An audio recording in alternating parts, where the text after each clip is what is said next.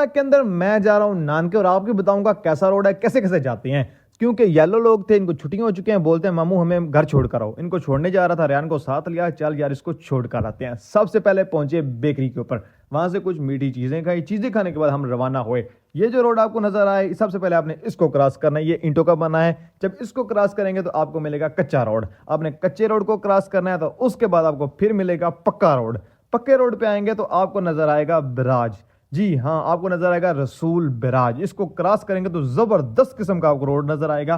तकरीबन 2 से 3 किलोमीटर आपको लगेगा जन्नत में आ गए हैं। यहाँ पर जब आप जन्नत मिर्जा के पास पहुंचेंगे, उसके बाद आगे बढ़ेंगे तो और भी प्यारा रोड नजर आएगा।